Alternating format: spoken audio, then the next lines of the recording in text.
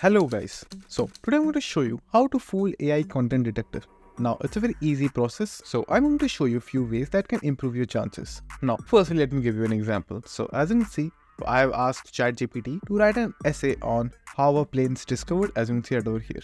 So this is what ChatGPT gave me. So as you can see, this is very long. So I made it summarize. Now I'm going to use these para to see whether the AI detector is detecting anything or not. So I'm just simply going to check that.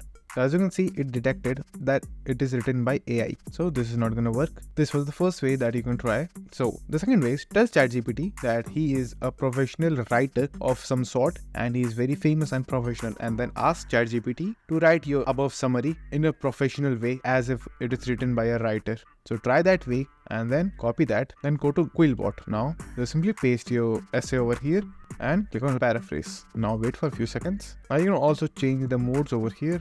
Check this. Now copy this and go to the AI checker and check whether it is detecting anything or not. So as you can see right over here, it is still detecting that it is written by AI. So to fix this method, what I found the best is, let me show you. So just simply go to ChatGPT and tell ChatGPT that you are a very powerful AI content detector, and after that don't tell anything. Let ChatGPT reply it and then ask ChatGPT to write the above summary in a way that even ChatGPT himself cannot tell whether it is written by human or AI. Just simply write that. Now, after he have written the essay for you, copy that. So you can copy the entire thing. I'm just simply copying the first two para, keep it short. Now, if someone tried this particular para in a content detector, now as you can see over here, it has not detected any AI content in the essay. So that's it. And thank you for watching. Do like and subscribe to our channel and take care.